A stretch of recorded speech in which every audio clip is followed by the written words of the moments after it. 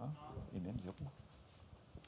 Bonsoir à tous, bonsoir à toutes. Je suis ravie de vous accueillir ce soir pour une nouvelle conférence en ligne, hybride, en ligne, en présentiel à la base. Donc avant de laisser la parole à nos intervenants, je vais vous faire une courte présentation de la base pour ceux qui ne connaissent pas. Donc la base a été créée en 2019 par une dizaine d'organisations dans le but de s'engager contre le dérèglement climatique et pour la justice sociale. Donc la base se situe au 31 rue Bichat, dans le 10e arrondissement de Paris. Et sa création devait remplir 3 objectifs. Donc le premier objectif, c'est d'être une porte d'entrée vers l'engagement citoyen. Cette porte d'entrée se fait donc via le bar dans lequel nous nous trouvons aujourd'hui et qui sera dès demain prête à vous accueillir à nouveau. Donc cette porte d'entrée se fait par l'organisation d'événements gratuits, donc comme celui-ci. Également, vous pouvez rencontrer ici des personnes des organisations qui pourront vous donner des moyens de vous engager ou tout simplement venir boire une bière bio, locale et abordable pour discuter et refaire le monde. Les 2 autres objectifs, c'était évidemment d'être un soutien logistique pour les organisations du mouvement, mais aussi de créer du lien entre elles. Et ça passe par l'étage où il y a donc un espace de coworking, des bureaux, des espaces de stockage. Voilà, donc on vous donne rendez-vous demain à partir de 14h en présentiel à la base pour venir boire un coup avec nous, pour participer à plein d'événements.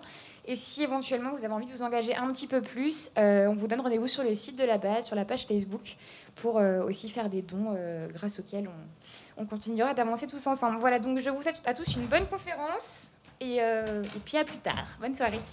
Merci à vous, chère Chloé, et bonsoir à toutes et à tous. Merci de nous accueillir chez vous. Vous avez raison de rester chez vous parce que vous êtes à peu près 800 donc, à nous regarder ce soir. Et là, la pièce, ça ne tiendrait pas. Ça tiendrait pas. Donc vous êtes beaucoup mieux, là, tout à fait tranquillement. On a eu déjà un mot fort de Chloé, c'est le mot engagement. Et lorsque l'on parle de commerce équitable, évidemment, vous allez voir qu'il y a énormément d'acteurs qui sont véritablement engagés. C'est donc cette quinzaine donc, du commerce équitable à laquelle donc, vous participez les uns et les autres. On a beaucoup de témoignages ce soir qui nous intéressent bien et peut-être d'abord pour vous accueillir la déléguée générale du commerce équitable France, Julie Stoll. Donc l'état d'esprit, on va dire, de cette table. Oui, elle est ronde, on peut le dire. Là, aujourd'hui, elle est ronde, donc ça fonctionne. Merci Denis, bonjour à tous, bonjour à toutes. L'état d'esprit, c'est un état d'esprit, je dirais, de partage. La quinzaine du commerce équitable, c'est les 15 jours de l'année où on se mobilise pour témoigner de ce qu'on fait, pour partager aussi avec d'autres acteurs qui ne font pas partie de notre mouvement, mais qui nous aident à réfléchir et à agir. Et donc on a aussi aujourd'hui autour de cette table ronde des experts et des expertes qui ne font pas partie du monde du commerce équitable, mais qui nous éclairent aussi de leur lanterne, et on aime beaucoup ça.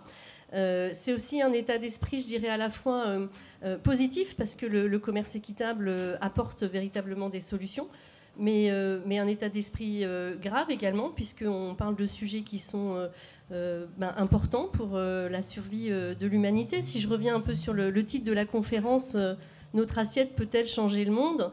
De quoi on parle ?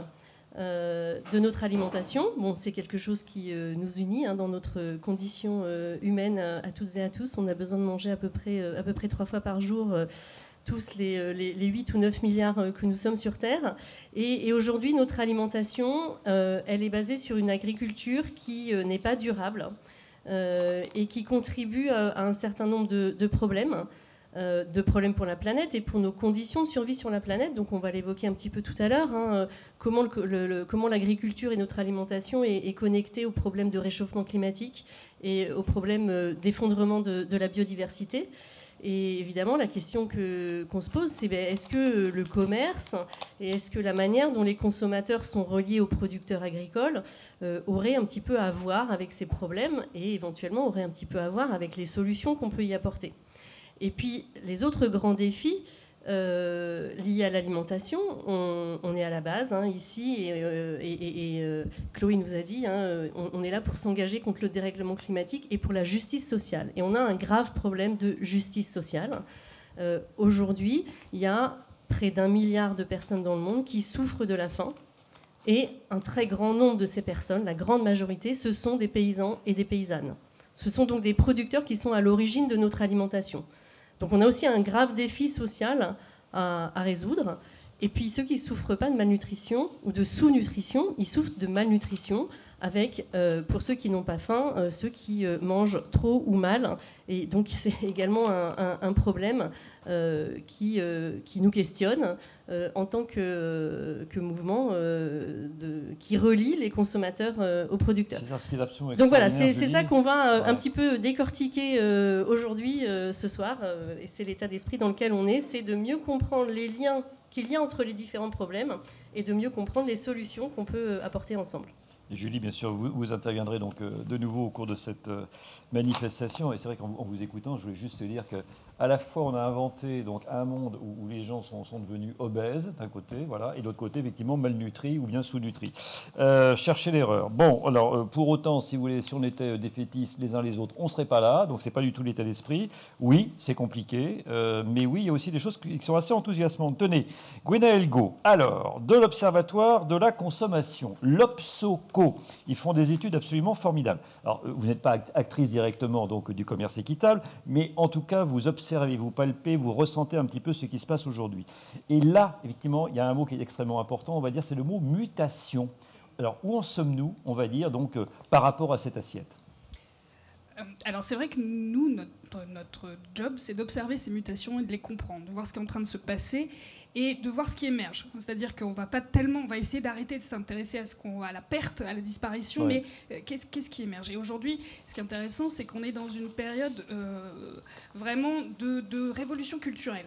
Une révolution qui est assez invisible, mais qui est aussi invisible que puissante, en fait, et qui est une révolution aussi économique. C'est-à-dire que c'est presque une révolution, si on monte un peu en généralité, du capitalisme industriel. C'est-à-dire que tout ce qui nous a accompagnés tout le long du XXe siècle. Ce XXe siècle, il y avait une production de masse, une consommation de masse, à l'interface, le commerce, et le commerce, c'était les grandes surfaces, tout était grand, gigantesque, et ça a été formidable et tout ça a été assorti aussi d'une idéologie, qui était l'idéologie du progrès. Et on allait tous dans cette direction, et c'est vrai, ça a marché, en fait, l'essentiel du XXe siècle. Ça nous a sortis de la pénurie, ça nous a amené vers le confort, et ça a marché. Sauf que maintenant qu'on est dans des sociétés où on a atteint un certain niveau de confort, pas pour tout le monde, hein, mais pour la majeure partie d'entre nous, heureusement, tout ça, ça tourne à vide. Et on n'est plus dans la consommation, qui était un peu la promesse du bonheur du XXe siècle, cette consommation, mais on est dans l'hyperconsommation. Et les Français, ce qu'ils ont réalisé, c'est aussi ça aujourd'hui, c'est-à-dire que l'hyperconsommation nous envoie dans le mur.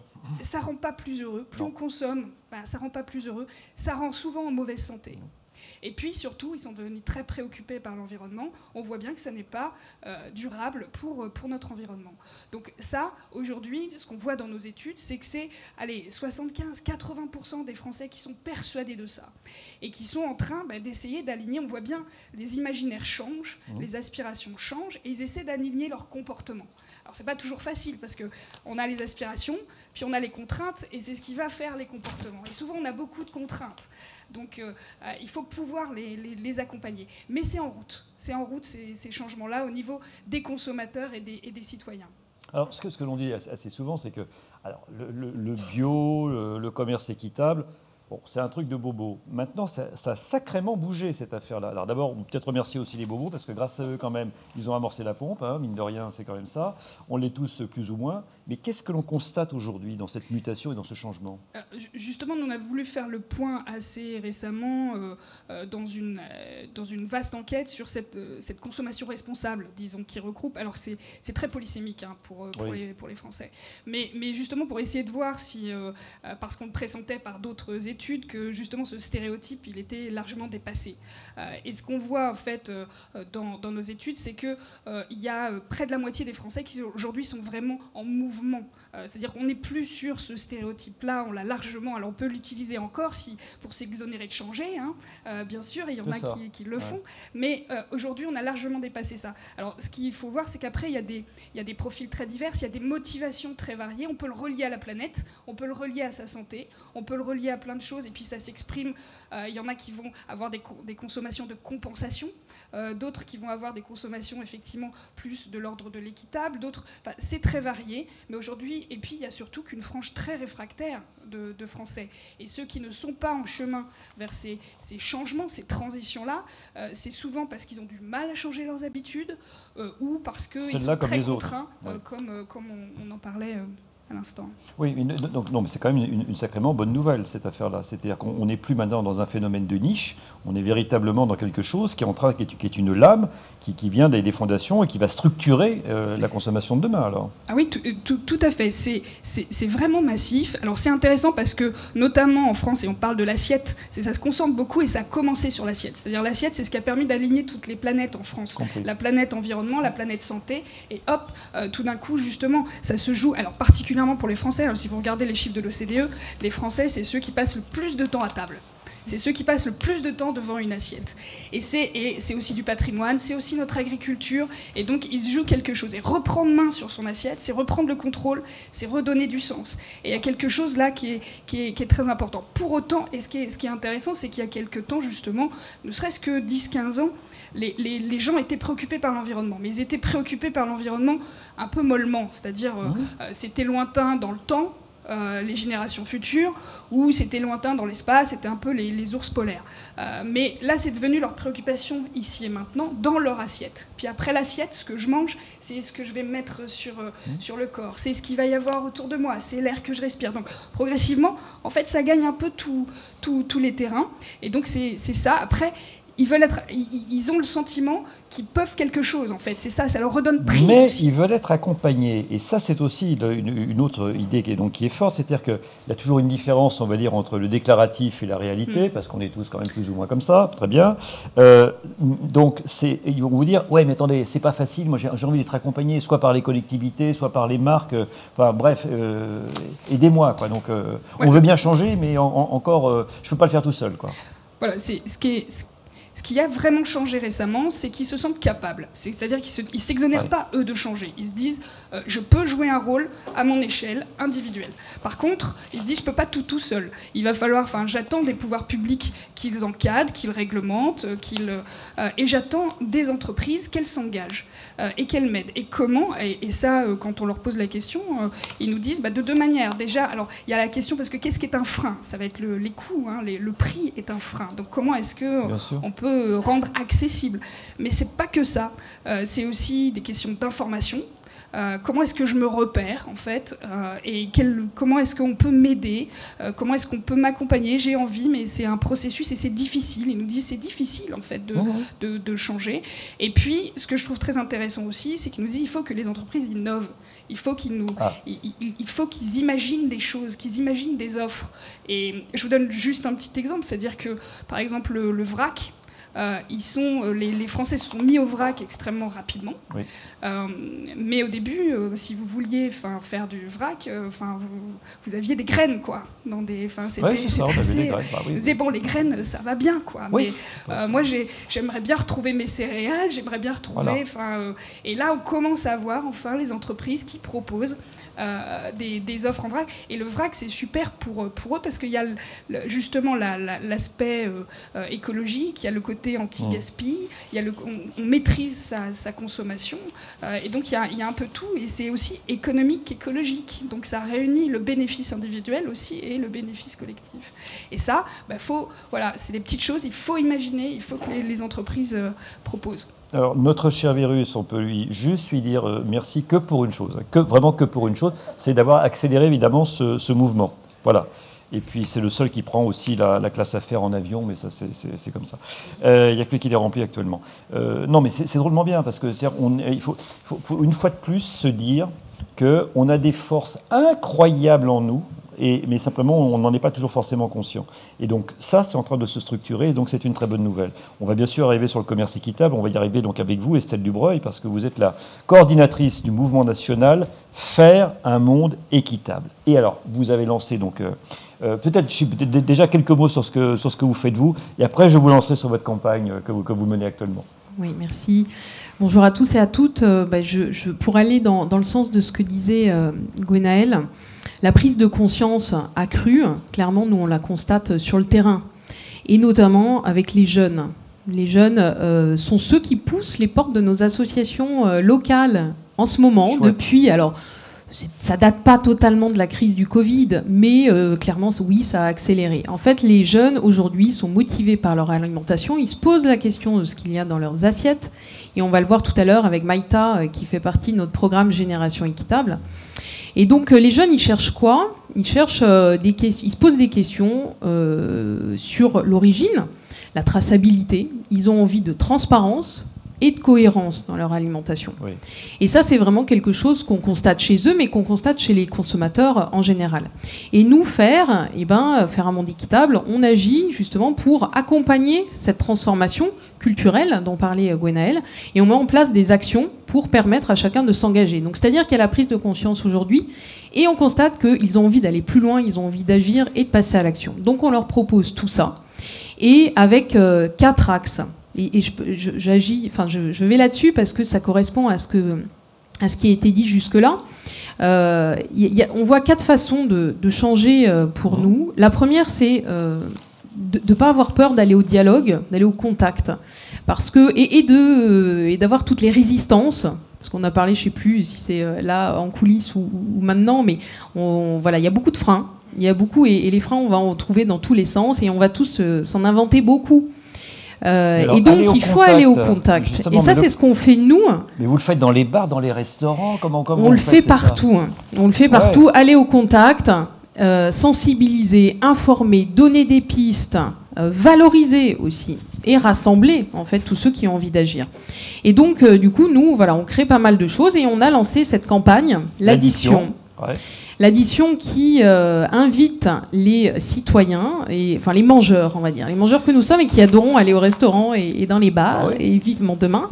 Et donc, pour faire le lien avec les restaurateurs et les restauratrices, pour justement transformer ce qu'on mange dans les restaurants, en fait. Parce qu'il y en a qui ont compris, et puis il y en a qui sont encore un peu à la traîne. Et on n'a nullement envie de leur jeter la pierre, parce qu'on est bien conscient, ça marche pour les consommateurs, mais ça marche aussi pour les restaurateurs. Ils ont besoin de quoi? D'informations, et ils ont aussi besoin de soutien. Et ça, c'est ce qu'ils nous disent à chaque fois. Pour changer, en fait, on a besoin que nos clients nous disent qu'on a envie, qu'on sera là et qu'on va soutenir la transition, et que si on met des produits équitables, eh bien, on va nous les prendre, des produits bio, etc., etc. Donc, ils nous mentionnent vraiment ça. Et donc, ce qu'on fait, nous, c'est qu'on invite chacun des citoyens et citoyennes que vous êtes à parler avec votre restaurateur et restauratrice, parce qu'en fait, tout est libéré, et donc, y compris dans notre alimentation. Et donc, n'hésitez pas, quand vous allez au restaurant, à dire, tiens, en fait, d'où ça vient? Est-ce que vous seriez ouvert à avoir une autre alimentation, etc. Donc ça, c'est le premier point.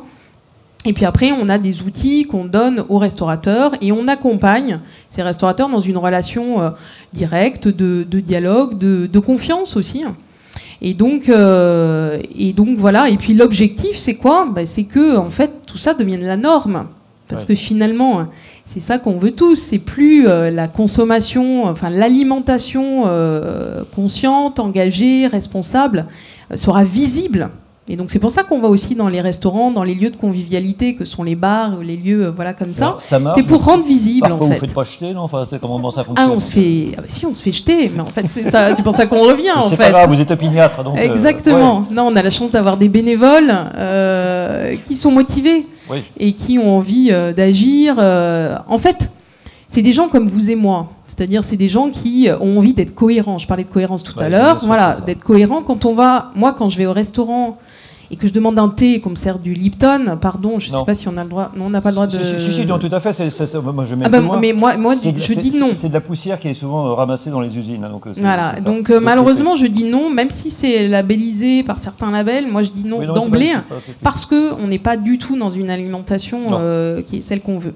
Donc voilà, c'est à nous de reprendre notre pouvoir de consommateurs et de citoyens aussi, et d'amener en fait notre conscience dans partout où on va, et de dire. Et donc voilà, c'est ça qu'on fait chez Faire un monde équitable, et on accompagne tous ceux qui veulent bien. Et puis on dit aussi juste un dernier mot peut-être sur l'information. C'est aussi important, le consommateur, la consommatrice ou le restaurateur, restauratrice ont besoin aussi de savoir qui dit vrai dans tout ça. Oui. Parce qu'on entend beaucoup de choses, et en fait on est aussi perdu. On est paumé au milieu effectivement de la masse d'informations. Complètement. Fake news ou pas, mais enfin voilà. À qui on fait confiance? Ouais. Est-ce que c'est au label? Est-ce que c'est... Voilà. Exactement. Oui. Et donc, nous, avec 3 autres ONG, je montre juste ce petit outil qui sort aujourd'hui, qui s'appelle la boussole des labels. Montrez-le bien. La Et boussole donc, des labels. La boussole des labels que vous D'accord. retrouvez en ligne sur le site d'ActionAid, Faire, nous et Bioconsommateurs, et donc qui regarde un peu les labels et qui évalue les labels de consommation d'alimentation en fait que vous retrouvez sur tous vos produits. Ah, c'est intéressant. Et donc ça. avec des cases vertes, des cases rouges aussi. Ouais. Et voilà. Et donc ça permet aussi d'être une alimentation. Ça marche pour les consommateurs et ça marche aussi pour les restaurateurs, y compris pour les entreprises. Parce qu'on parlait des entreprises, elles ont aussi besoin Extrêmement de bouger. levier très puissant. et d'être informées sur ce qui change en fait, ce qui permet de changer ou pas. Bon, donc c'est bien. Il y a des cases rouges, c'est-à-dire qu'il y a des labels qui sont foireux. J'imagine qu'en rouge, ça doit être ça. Enfin, Voilà. Voilà, très bien. Je vous les montre. Voilà. Et Ils youpi, sont là. ça vient de sortir. Alors là, tout à fait complémentaire avec vous, Myriam Ezine, parce que donc, vous êtes responsable de la communication et animatrice du réseau Fédération Artisans du Monde. Alors là, c'est des bénévoles d'enfer. Ils sont 3000. Non, mais c'est vrai, parce qu'il y a un gros maillage. Quoi. Il y a un gros maillage donc, de bénévoles qui sont sur le terrain. Moi, j'en vois, j'ai des copains qui ils sont investis comme des dingues. 120 associations d'artisans du monde. Donc, comme ça, effectivement, on l'a dit. Alors, moi, si je vous dis, bon, artisans du monde, c'est la consommation équitable nord-sud. Vous allez me dire, mais bien sûr, Denis, parce que vous êtes une femme extrêmement polie. Mais c'est peut-être pas que ça, quand même. Donc, racontez-nous. Alors oui, merci Denis. En effet, je pense que la consommation, quand on parle du commerce équitable, c'est un peu comme le pic de l'iceberg. C'est-à-dire que c'est ce qu'on voit en premier. Des fois, on a un peu l'impression qu'il n'y a que ça, mais pour différentes raisons, c'est pas suffisant d'analyser le commerce équitable qu'à travers l'angle de la consommation. Et il faut aller plus loin. Il y a différentes raisons pour ça. La première, c'est qu'une alimentation respectueuse des droits humains et de la planète, eh ben, ça ne devrait pas reposer que sur mes moyens financiers, mon accès à l'information, ma classe sociale. Parce que sinon, cette course à l'alimentation responsable, bah, on laisse pas mal de personnes derrière, si ce n'est la majorité. Et c'est pas le but. La seconde raison, c'est l'économiste Raj Patel dans le film L'illusion verte qui le dit un peu mieux que moi, même si c'est brut de décoffrage, ça a le mérite d'être clair. Il dit « Moi, j'achète du café équitable parce qu'on me donne le choix entre ça et du café d'enflure. » Oui, Et il pose une question qui est très juste. Il demande « Pourquoi doit-on choisir de ne pas exploiter les gens ?» Et en fait, c'est vrai qu'aujourd'hui, bah, malheureusement, on a encore le choix entre ce commerce conventionnel qui considère un peu le respect des personnes et de l'environnement comme une option, et puis le commerce équitable qui porte des valeurs tout autres. Et c'est justement face à ces deux choix que nous, on se dit au sein du réseau Artisans du Monde, eh bien, la vente de produits équitables, c'est nécessaire, c'est important, mais c'est pas la seule chose à faire. Il y a beaucoup de choses à faire, notamment, c'est pour ça que nous, on met en place des actions de mobilisation citoyenne et de plaidoyer pour faire changer les règles du commerce. Estelle le disait Alors, comment très vous bien. faites, vous, sur le terrain, comment ça se passe? Ça se passe avec les collectivités, ça se passe avec les scolaires, enfin, racontez-nous là. Après. Oui, alors tout à fait. En fait, on travaille donc d'une part pour ce qui est de changer les règles. C'est vrai qu'on parle souvent des institutions internationales, du gouvernement français, mais il y a plein d'autres acteurs qui peuvent changer la donne de façon assez importante. Et l'un de ces acteurs ou actrices, eh bien, ce sont les communes. Oui. Et donc, en fait, les communes, ce qu'elles vont faire, il faut avoir un chiffre clé en tête. À l'heure actuelle, les communes, c'est 47% de la commande publique. Bon, on se dit d'accord, mais en fait, c'est 78 milliards d'euros en 2018. Donc là, on n'est plus sur de la menu monnaie, je vais y arriver. On est vraiment sur des budgets qui peuvent changer la donne de façon très importante. Et donc, à l'échelle d'un territoire, c'est important de se rendre compte, et là, Estelle aussi en parlait, mais il y a plein d'acteurs, plein d'organisations qui s'investissent et qui, en fait, réinventent nos façons de nous nourrir et nos façons de produire notre alimentation. Et donc, à ce titre, eh bien, l'enjeu, ça va être de réussir à diffuser cette vision de l'alimentation comme une force transformatrice de nos sociétés, de réussir à diffuser cette vision auprès des municipalités, notamment. C'est un levier fondamental, ce que vous avez dit. Effectivement, c'est extrêmement important dans la fameuse commande publique, parce que jusqu'à présent, on était plus ou moins dans le moins 10 ans, donc c'était comme ça. Et maintenant, on arrive quand même, avec les cahiers des charges, à mettre quand même plus que des options, ce que vous disiez tout à l'heure. C'est-à-dire que c'est pas une option maintenant, on le sait, l'environnement, etc. Et tout. Non, Ça doit être ça doit être le socle. Et ça bouge. Alors, comment vous faites? Vous allez, je sais pas, draguer les collectivités? Vous faites quoi? Vous leur dites, vous y allez au hasard? Alors, heureusement, il n'y a pas besoin de ça. Bon. C'est vrai qu'à l'heure actuelle, ce qui est considéré comme un enjeu majeur, c'est bien sûr la question climatique. Et donc, il y a quand même tout un travail de pédagogie qui doit être mis en œuvre pour faire le lien entre cet enjeu climatique et tout à fait, et la question des droits humains, la question de la justice sociale dont Julie parlait tout à l'heure. Et donc, ce travail de pédagogie, c'est nos équipes de bénévoles sur le terrain qui vont à la rencontre d'élus. Alors, c'est des fois à la faveur d'événements comme la quinzaine du commerce équitable qu'on peut les rencontrer, ces élus. C'est aussi lorsqu'il y a une nouvelle personne qui arrive au sein de la municipalité et qui est particulièrement sensible à ces questions-là. Et en fait, là, l'enjeu, ça va être de montrer en quoi le commerce équitable contribue au développement durable, en quoi aussi, quand on parle de local, en fait, ça ne se suffit pas à soi-même, parce qu'en fait, le local ne va pas forcément apporter des informations sur la façon dont les personnes ont été traitées ou la façon dont les personnes produisent, et puis aussi dans quelle mesure la planète a été respectée dans le cadre de ce processus de production. On aura tout à l'heure deux formidables exemples, à la fois donc commerce équitable nord-nord, on va dire, et puis nord-sud. Là aussi, avec les collectivités, elles sont sensibles à quoi? Les deux, plus nord-nord, en se disant localement, chez moi, donc c'est peut-être plus important ou... En fait, tout l'enjeu, ça va être justement de réussir à connecter les préoccupations que peut avoir une municipalité à son niveau, et puis nous, Artisans du Monde, de réussir aussi à apporter cette vision de solidarité internationale. Et donc, ce que je dis souvent, c'est qu'on a un peu cette double casquette en tant qu'association Artisans du Monde au niveau local. À la fois, elles sont porteuses de cette vision internationale de défense des droits humains, de toutes et tous, de lutte contre les inégalités, mais en même temps, elles sont aussi des actrices qui participent à dynamiser les territoires français et qui participent à cette transition citoyenne et solidaire. Et donc, il faut amener les élus, les municipalités à réfléchir à ces liens et à envisager le territoire non pas comme une bulle qui fonctionnerait en vase clos, mais vraiment comme un tout qui est porteur de plein de dynamiques intéressantes qui doivent être diffusées et qui aussi d'envisager que ce territoire est connecté à tous les autres. Alors, je ne sais pas s'il est dans la brochure d'Estelle, mais enfin, vous n'avez pas un label commerce équitable, si? Si, tout à fait. Ça, le label WFTO de la World Fair Trade Organization, et qui est bien sûr dans la boussole des labels. Il est plutôt vert, c'est bon, là, ça va. Il n'est pas dans le... D'accord, ok. Donc c'est une bonne nouvelle. Alors, tout à fait. Mais alors pour l'avoir, comment on fait pour l'avoir? Moi, je suis une municipalité, j'ai envie de l'avoir parce que alors, les municipalités ne vont pas être labellisées par la WFTO. Ce sont des organisations qui produisent, qui vont être labellisées par la World Fair Trade Organization.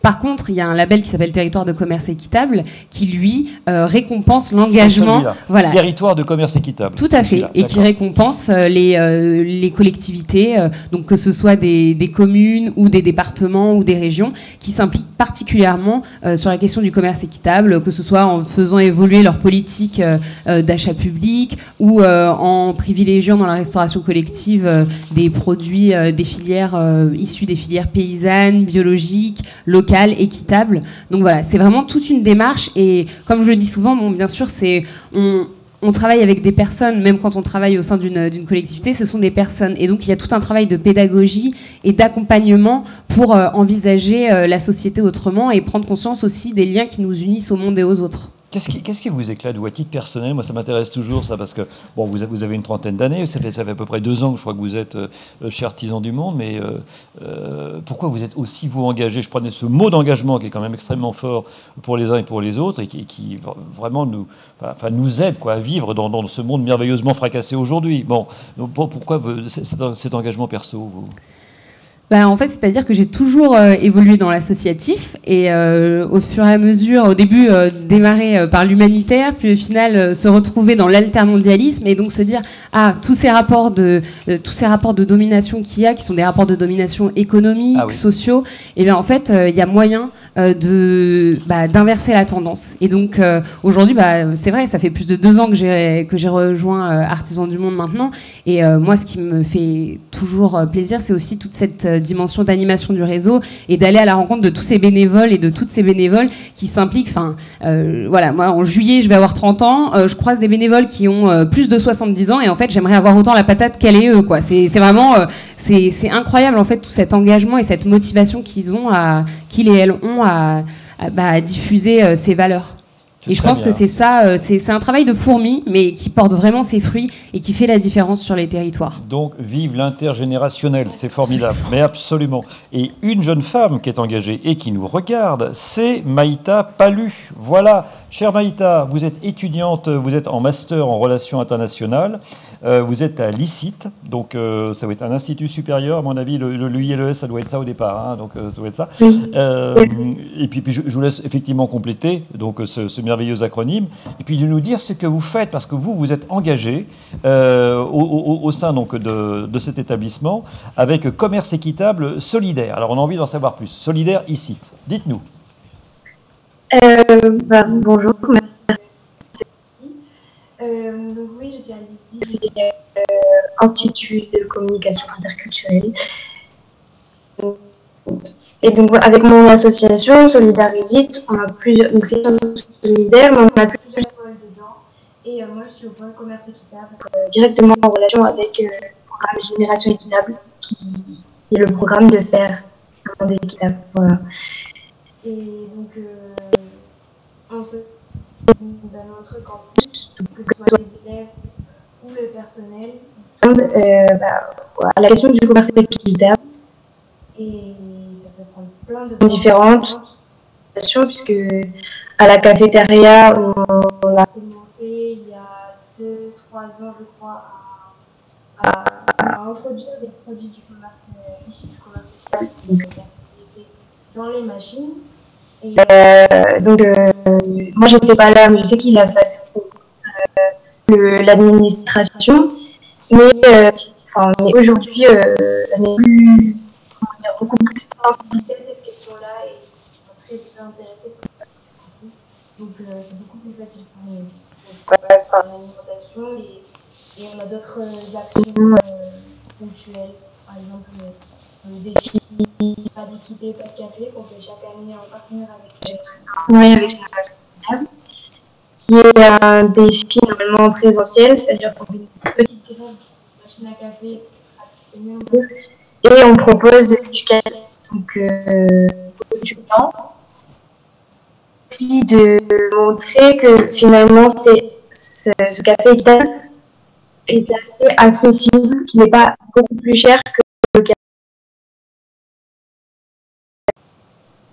Ce qui est bien, c'est que c'est vraiment une preuve par l'action. C'est-à-dire ce que vous faites, vous, sur le terrain, vous disséminez, vous devenez tout à fait contagieuse, donc avec, mais si c'est ça, avec les copines, les copains, avec le directeur qui a pas percuté forcément au départ, etc. Donc voilà. Et donc c'est comme ça que ça se passe. Il ne faut jamais attendre du haut que ça descende. Voilà, c'est les uns et les autres, il faut toujours que ça percole, mais bon, le ruissellement par le haut, c'est encore autre chose. Mais en tout cas, merci beaucoup Maïta pour cela, parce que voilà, vous avez quel âge? Vous êtes très très vieille, vous avez quel âge? Je ne sais pas, quel âge vous avez? Vous avez quoi, 20 ans? Je suis très vieille, j'ai 20 ans. Oui, voilà, 20 ans. Donc, non, mais c'est formidable. Oui, je vous en prie, Estelle. Je voulais rebondir sur le témoignage de Maïta, parce qu'il y a effectivement Solidarisite engagé, mais il y en a beaucoup. On a une quarantaine d'associations étudiantes qui agissent sur le terrain et qui, l'année dernière, alors l'année 2020 était un peu particulière, mais 2019-2020, ils ont sensibilisé 165 000 environ étudiants sur le terrain. Donc c'est-à-dire que c'est exactement ce que vous dites. Ils sont des petits noyaux comme ça, et puis ils agissent, et pas toujours facilement, parce qu'effectivement, il faut aller convaincre l'administration. Et donc, voilà, ils essaiment. Et donc, c'est ça. Et dans essaimer, il y a aussi aimer, c'est merveilleux. Amandine Le Breton, alors, autre femme engagée, tellement engagée que maintenant elle est directrice du plaidoyer et de la prospective à FNH. Comprenez la Fondation Nicolas Hulot. Et alors là aussi, femme qui s'est beaucoup battue pour la restauration collective, pour la restauration bio et qui continue donc aujourd'hui. Alors, chère Amandine, avec vous, ce serait pas mal de parler un peu le mot de cohérence a donc été employé déjà plusieurs fois. Nos jeunes, plus que nos anciens, bien que nos anciens quand même, le terme de cohérence, ça leur parle. Mais les jeunes, ils aiment bien évidemment voir si nous, on est cohérents, si l'entreprise dans laquelle ils vont être, elle est cohérente, sinon ils partent, etc. Si leurs parents sont cohérents. Et vous, donc la cohérence, c'est très important entre la politique publique, on va dire, entre le déclaratif et puis la réalité. Et ça, je sais que vous travaillez là-dessus. Alors je vous en prie, Amandine, s'il vous plaît, quelques mots peut-être sur ce thème, et puis rebonjour à vous. Oui, rebonsoir et merci pour l'invitation. Alors en effet, ce mot de cohérence, on l'a déjà entendu ce soir, mais ce qui nous semblait important pour la Fondation Nicolas Hulot, c'est bien l'engagement des politiques publiques. J'ai entendu aussi les mots de normes, normalisation, de massification, de lame de fond, etc. Mais ça s'accompagne. C'est-à-dire qu'en effet, toutes les initiatives dont on entend parler depuis près de 45 minutes, c'est chacun qui s'engage. Vous avez parlé de l'engagement de Denis. Mais cet engagement, il doit se développer dans un cadre où chacun a accès à cet engagement quelque part. Et tout cet effort qui est parfois pour certains réel, pour s'engager sur les sujets de l'alimentation, il doit être permis par les politiques publiques. Et donc ce rôle essentiel et structurant de long terme des politiques publiques, c'est vraiment un sujet de fond pour la Fondation Nicolas Hulot. Et je vais d'ailleurs reprendre les 3 principes souvent énoncés par Nicolas Hulot, qui sont les questions de visibilité, de progressivité et d'irréversibilité. Et c'est vrai que pour nous, ces 3 guides doivent permettre de structurer les politiques publiques. Je vais prendre 2 exemples sur lesquels on travaille beaucoup. Le premier, c'est en effet celui de la restauration collective, qui est un exemple intéressant, puisque finalement, ce sujet de la place des cantines dans le mieux manger, il est vraiment né au moment du Grenelle de l'environnement, quelque part. En tout cas, tout le monde s'est dit, mais oui, c'est une évidence qu'on puisse proposer à nos enfants, à nos aînés en entreprise des repas sains, durables chaque jour.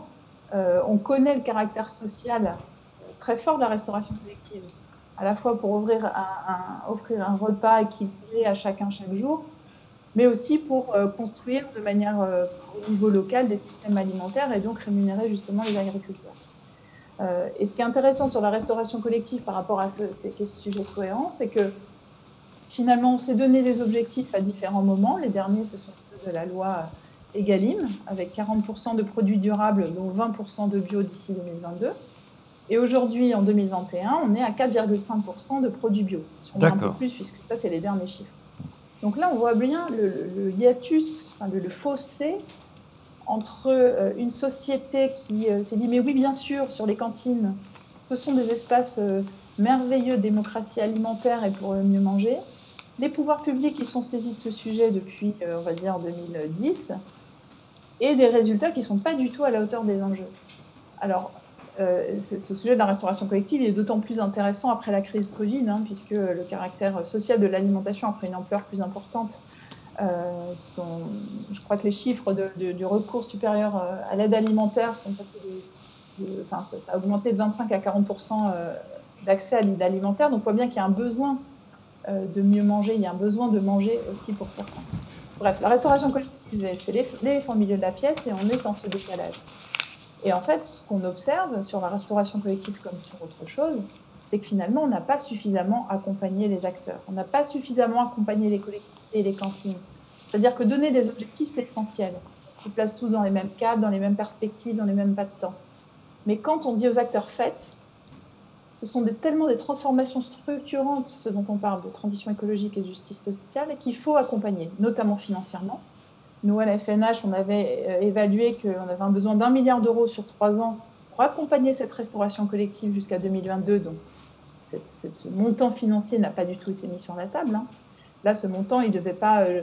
L'idée, ce n'est pas de compenser un surplus d'un repas, c'est vraiment de changer les cantines, de mettre en place ce qu'on appelle des légumeries, travailler les produits bruts, les produits frais, former les cuisiniers, par exemple, à introduire des plats végétariens. Bon, il y a plein de choses à repenser finalement dans la manière dont on construit les repas dans la cantine. Et donc on a donné des objectifs, mais finalement pas les moyens aux acteurs pour changer. Le deuxième exemple sur lequel on a travaillé récemment, qui illustre ce différentiel entre les objectifs et les moyens, c'est sur la réduction des pesticides. La Fondation Nicolas Hulot a sorti un rapport il y a quelques semaines maintenant qui faisait le premier panorama des aides publiques qui allaient à l'agriculture et en essayant d'identifier ce qui va finalement réellement à la réduction des pesticides. Donc on a montré que par an, un peu plus de 23 milliards d'euros d'aides publiques sont consacrés au système agricole et alimentaire.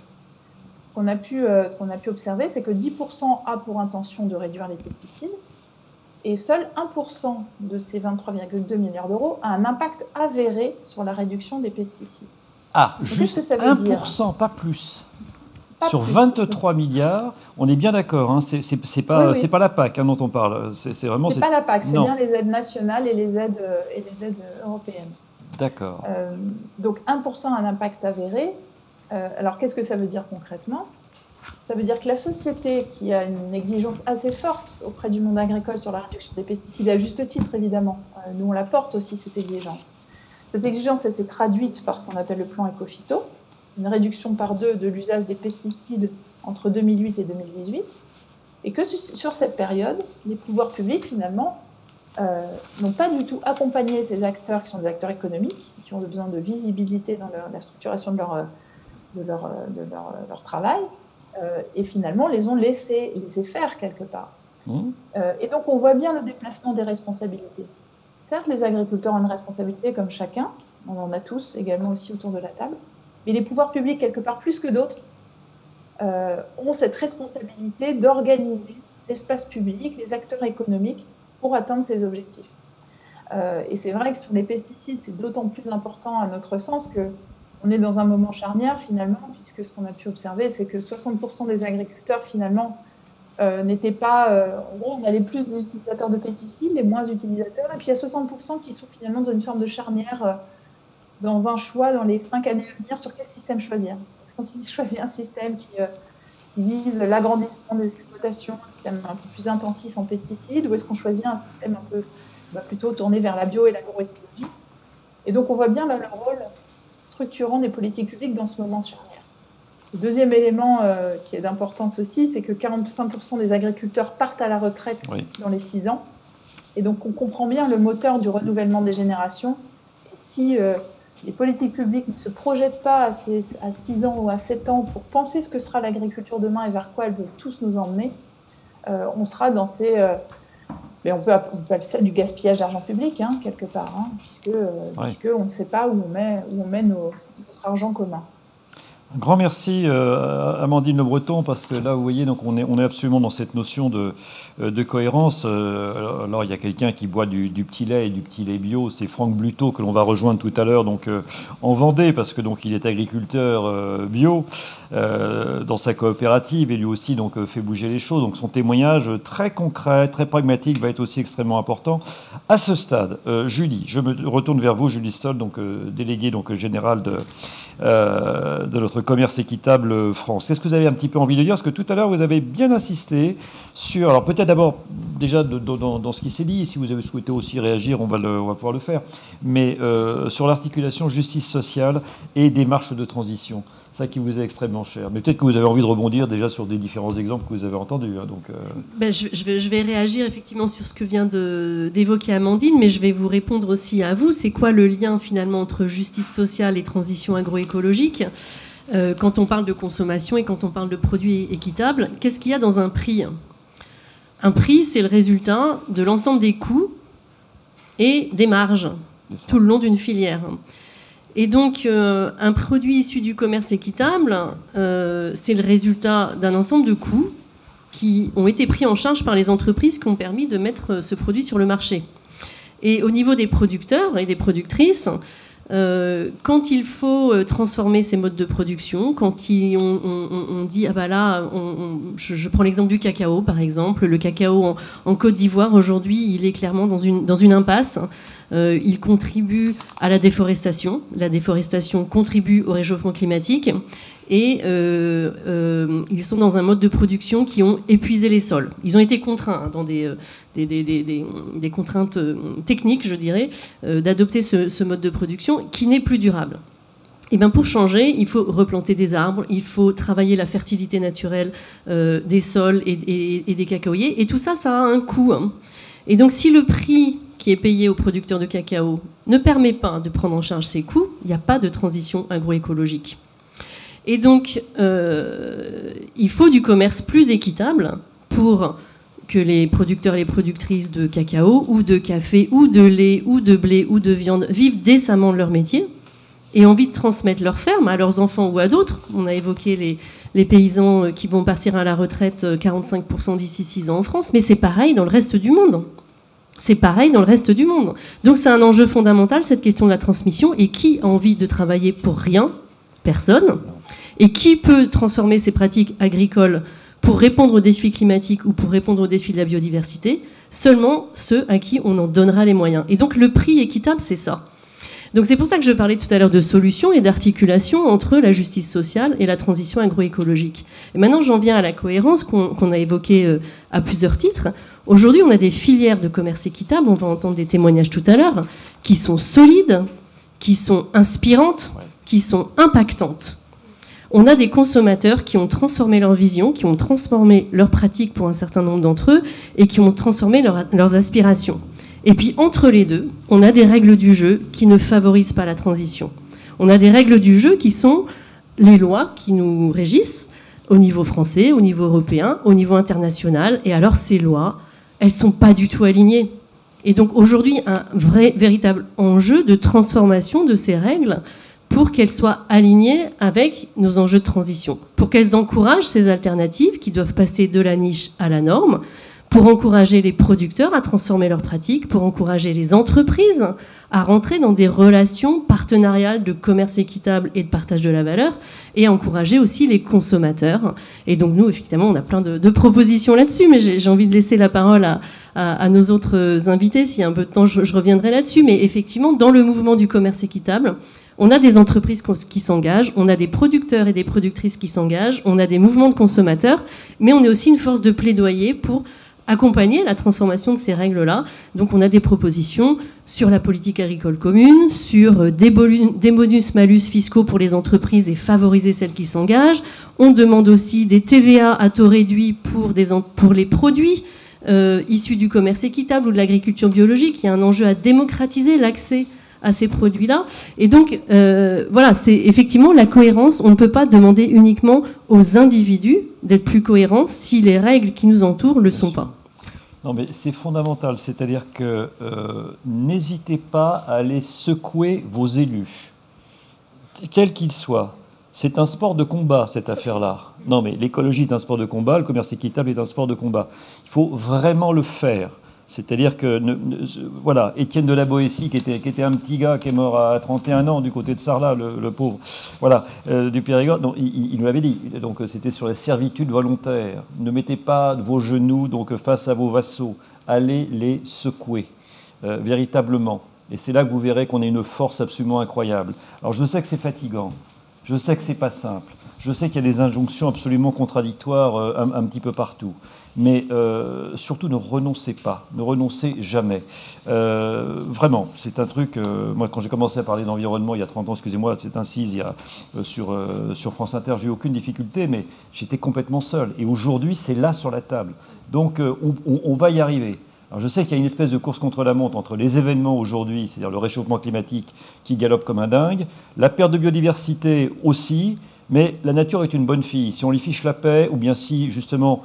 on lui prend par la main, elle est résiliente, en partie. Parce que quand vous avez des espèces après qui n'existent plus ou des effets de seuil qui arrivent, c'est compliqué. Mais quand même, elle est globalement résiliente.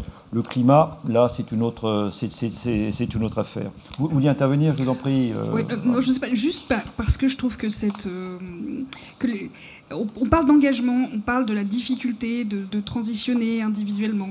Et en même temps, ce qu'on voit aussi dans nos études, c'est que dans cette espèce de transition qui, en termes de consommation, qui est presque de l'avoir à l'être, en fait. Au milieu, il y a le faire. Je trouve ça très intéressant parce que, en fait, les gens, c'est aussi comme ça, c'est aussi penser dans un registre qui n'existe plus de l'engagement que de se dire les gens vont s'engager pour des raisons totalement altruistes. Je pense que c'est important de leur dire que ça va les rendre plus heureux, plus consistants. Voilà, ça va leur donner plus de ressources, en fait.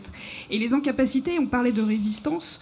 Les résistances, c'est souvent des résistances organisationnelles, réglementaires, en effet, des résistances cognitives, beaucoup, des interlocuteurs qui dirigent toutes ces institutions, privées comme publiques. Il y a des résistances cognitives énormes. Mais les gens sont prêts, et je pense que c'est intéressant de leur montrer que l'engagement, voilà, c'est quelque chose qui va les rendre plus heureux que la consommation, en fait. Non, c'est ça qui est formidable, et vous verrez à la fin. Alors restez avec nous, parce que véritablement, là on va avoir 2 très beaux exemples, et puis donc nous allons aussi parler de notre façon dont il faut, avec François-Xavier Demours tout à l'heure, comment on a besoin d'autres récits, comment on doit décoloniser, on va dire, notre imaginaire. Alors je disais qu'on avait besoin de 2 exemples forts et intéressants. Je parlais de Nord-Sud et je parlais de Nord-Nord. Allez, on va commencer par le Nord-Sud avec vous, Pierre-Alexandre Hubert, parce que là, de toute façon, ça résonne avec ce que disait donc Julie. Éco-idée. Alors ça, c'est très intéressant parce que vous êtes une véritable filière donc Nord-Sud. Vous êtes vraiment bien installé, on va dire, dans ce milieu du commerce équitable. Vous avez 160 références à votre catalogue. Avec ce que vous dites d'ailleurs vous-même, ce sont plutôt des produits de niche, c'est-à-dire que vous laissez aux autres, on va dire, d'autres types de volumes. Et là, ça nous intéresse bien parce qu'en fait, vous êtes d'abord, si vous êtes une entreprise 100% familiale, indépendante, vous ne dépendez d'aucun groupement. Donc vous avez quand même cette bonne liberté. Et puis, vous avez fondé votre travail sur une approche non violente au sens large. Alors ça, on a envie de le savoir. Respect de l'intégrité de l'autre. Ça fait partie de vos valeurs. Donc je vous en prie, Pierre-Alexandre. Oui, bonsoir à tous et à toutes. Alors effectivement, cette approche non violente me semble absolument indissociable du commerce équitable. C'est vrai qu'on parle souvent du commerce équitable d'une manière théorique. On a beaucoup de choses à faire savoir par rapport aux engagements concrets que ça représente. Le consommateur ne sait pas forcément que le commerce équitable, ce n'est pas simplement qu'un ensemble de valeurs, mais c'est aussi des engagements concrets, contractualisés dans la durée, avec des prix, avec des volumes, des choses qui nous engagent directement auprès des producteurs. Mais pour que ces choses-là deviennent réelles, il faut être inspiré. Et qu'est-ce qui va nous inspirer? Ça va être une bienveillance absolue et un respect de toutes les parties prenantes. Et cette notion de non-violence me semble absolument essentielle. Donc il est vrai que quand vous voyagez, j'étais plus de 25 fois en Inde, j'étais en Indonésie ou au Cambodge, j'ai rencontré énormément de gens, énormément de paysans, qui est un mot que j'adore, parce que je vois des gens qui sont amoureux de leur terre. Et cet amour de la terre qu'ils portent et qu'ils nous transmettent nous permet, nous, de nous positionner d'une manière beaucoup plus vertueuse, j'ai envie de dire, dans cette notion de commerce équitable, parce que ce qui compte pour nous, c'est faire du commerce équitable et non pas de faire du commerce de l'équitable. Ah oui. Et donc, le commerce équitable est quelque chose qui va mettre, qui va préserver les intérêts de tous, mais qui va avoir un impact beaucoup plus large que celui qui va se résumer aux relations économiques, aux relations financières entre différentes parties, parce que les notions d'environnement, la notion de biodiversité font entièrement partie de la non-altération de l'intégrité des systèmes. C'est-à-dire que ce soit des systèmes économiques, que ce soit des systèmes naturels, que ce soit des systèmes singuliers, comme l'être humain, sa singularité. Donc le commerce équitable, à ce moment-là, va préserver la singularité des gens. Et qu'est-ce qui est écrit au cœur de notre singularité? C'est que nous avons besoin des autres pour avancer ensemble, d'un côté. Donc ça, c'est profondément en nous, mais que si nous portons atteinte à l'intégrité des autres ou des systèmes auxquels nous appartenons, eh bien là, on va créer toutes des réactions en chaîne qui vont être complètement néfastes à notre vie et à notre survie. Alors, justement, maintenant, si on arrive sur le terrain, moi j'ai découvert avec vous donc la sève de fleurs de cocotier. Voilà. Vous faites une petite incision, vous faites une saignée extrêmement fine, ça devient de la mélasse, c'est donc du sucre, et après ça va se cristalliser sucré. C'est formidable. Un indice glycémique extrêmement faible. Là, ça y est, je vous ai fait vraiment l'article à ma manière. Bon, mais non, mais c'est drôlement intéressant parce que comment ça se passe donc sur le terrain avec donc parce qu'il y a quand même des négociants qui sont quand même de sacrés requins. On les appelle là-bas les pangkulak. Donc là, en Indonésie. Négociant requin, donc qui va acheter cash avant la récolte et qui en gros va endetter après donc les paysans. Comment vous faites-vous et justement qu'est-ce qui a changé grâce à ce commerce équitable avec ce fameux sucre de fleurs de cocotier? Oui, alors là, je tiens à rappeler aux auditeurs que le commerce équitable n'est pas quelque chose qui fait partie de bonnes intentions, mais qui est extrêmement encadré. Donc il y a des normes, il y a des cahiers des charges, il y a des référentiels. Nous devons rendre des comptes. C'est vraiment la transparence absolue sur toutes les étapes des filières qui comptent. Quand vous parliez justement du Tengkulak, donc ces fameux négociants, donc là il y a un vrai problème au niveau du statut du paysan indonésien qui est connu. Il y a des études socio-économiques qui existent sur ce qui se passe en Asie du Sud-Est et notamment en Indonésie, qui est le surendettement des paysans. Et comment ça fonctionne? Effectivement, vous allez avoir des négociants qui vont venir acheter les récoltes avant la production. C'est-à-dire qu'eux viennent et ils vont proposer cash une certaine somme au paysan qui lui va avoir besoin d'argent et qui va accepter cette somme.